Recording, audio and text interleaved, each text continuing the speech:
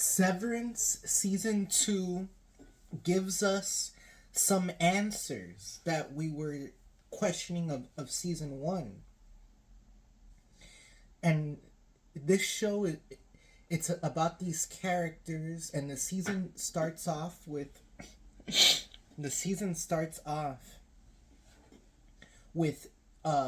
some of the main cast being replaced by these replacement employees. And some of them you're going to recognize. There was an actress from Arrested Development. But that's just the first episode. And these little characters and little side characters and little background characters that come and go from the show, try to remember them, because their details and their purpose, they have a purpose. You know, each one of these background characters. Now, this finale is almost like a movie. It was an hour and 15 minutes. And even Ben Stiller, he was talking about it after the episode. And they really tried to make this finale almost like a movie. By the way, when he finally escapes with his wife at the end of the episode, and his wife escapes and he decides to turn around and stay in this rat maze of a building, she decides to wake up and leave, basically. Right? Her job, right? Severance. The purpose, severance, is that they have their inner selves at the job and their outer selves at home. And the whole thing about severance is that they don't have memories either or. When they're at the job, they don't have memories from home. When they're at home, they don't have memories of the job. But what this show is talking about is the problem with that. The problem with that is they become different people. And they start living different lives. And they start having different personalities. And this creates like split personalities in all of them. And there is a complicated structure all the way to the top of the CEO, right? But guess what? The CEO is the one in control of it all, is also one of the people at the bottom. And she has no memory of being a CEO, and she has no memory of being the person at the bottom. So she falls in love with the main character. And when the main character's wife leaves, because the main character's wife is also involved with the company, and she was the main mystery. Who is this lady from season 1? You know, who is his wife, right?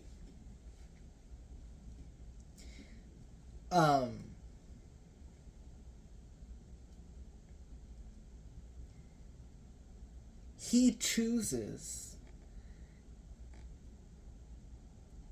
this girl he fell in love with at his job, right? That's who he chooses over his wife that works at the job but was able to escape. Basically, they weren't treating her well. That's what I got from it. And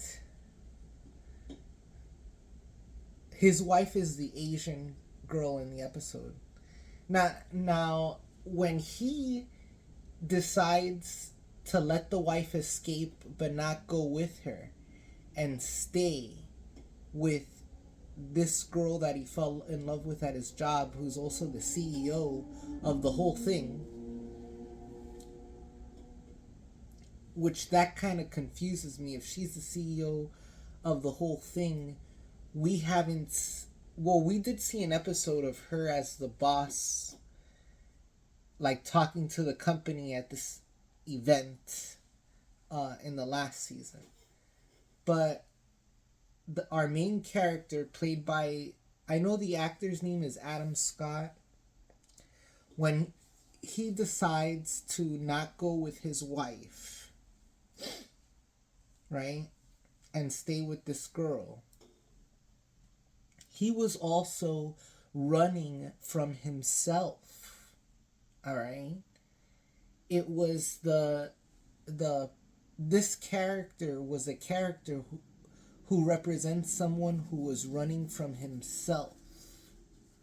Okay, and that's the dark Twilight Zone meaning of this finale.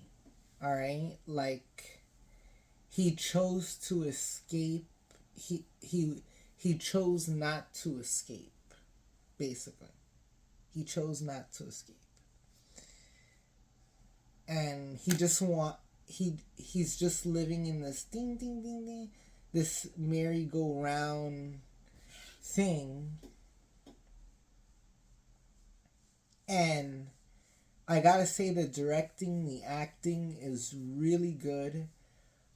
And it makes you think. Now this episode did have action, right? And there is, like, that whole thing with the sheep was like some demonic thing, right? That whole thing with the land and the sheep, that seemed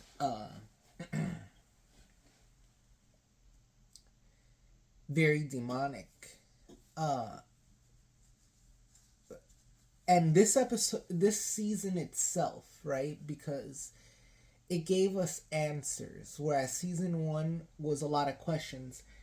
I will say, so, what are some of the questions that I have after watching season 2? Is his brother, that actor, we only saw him a little bit this season, but he also works for Lumen. And who is that character, right? He has like a brother outside of this that we saw a little bit this season. So he's the really big fat blonde guy who we see when the main character is outside of his job. But we don't really know what his brother does within the company, right? So that's something. And that's something that these 2 seasons we've only seen him outside of Lumen, the brother of the main character. And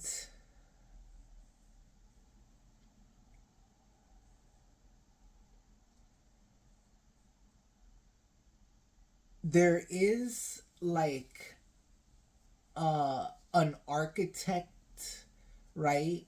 Like, the girl is the CEO of the company, but there is like a Walt Disney, or like an architect, some guy who is like the figurehead of this company, that is his, let's say, his consciousness is stored on one of their digital computers, and they use this like digital copy of this guy's consciousness to guide them, I guess. And they have an animatronic of this dude, and basically the dude looks exactly like Lenin, right? One of the architects of the Soviet Union. And that's what the guy looks like. And if you start to see, are they talking about like some altered future where like Lenin created this society in Severance? Because they started to show like a statue of this guy who had made the company there. I forgot what his name was, but this is the first time that I see that this show is not based in our reality. You know, this show is based in some alternate version of our reality. So it was in this episode where I realized that, because obviously something like Severance, the world that they're talking about, where the animatronic dude, he's like a almost like a George Washington type, because they had like a statue of him. So, and then there's also this weird painting where it has all the characters, and then it has the main character losing his 2 fingers. And on that poster behind him is every single character that has appeared in the series so far. So it makes you... I'll tell you something about all the Apple shows. Like, especially Silo. Silo and this series. And Dark Matter. Right? I'm thinking to myself, maybe I have to go back and rewatch this season, all the episodes back to back, just to get every little detail. Because it really is, this Silo and Severance and Dark Matter, they are books, but even watching the show is like reading a book. But I really recommend it. Severance Season 2. Highly recommend this series. And the best way that I could describe it is, think if The Office wasn't a comedy. Think of what if they made a show about an office in the CIA where they were experimenting on people in the office, and it was literally the people who were working in the office, it was really literally like they're in a maze of rats. And it's also, I would say, this show, it has a message about mental health, and because it's talking about all these split personalities and the effect of that. And I'm sure somewhere there's been a scientist who's thought, what if, people could totally detach from everything outside of their job and just focus on their job for hours, and then when they go back home, they don't think about their job at all. They don't even remember their job, right? And that's the thing, is humans aren't drones. Humans aren't robots. And I would say the dark thing about the Severance series is that, especially with the main character at the end of this last episode, is he chose not to escape. He chose not to escape this maze. Is he insane? So, can't wait for season 3. Season 3 has been confirmed, by the way. And it's streaming on Apple TV Plus. By the way, if you like this video, it really helps if you like and subscribe and comment your thoughts. Did you see Severance season 2? And are you excited for Severance season 3? And it also really helps me out if you follow me on Rumble. On Rumble, you know? So, thank you very much.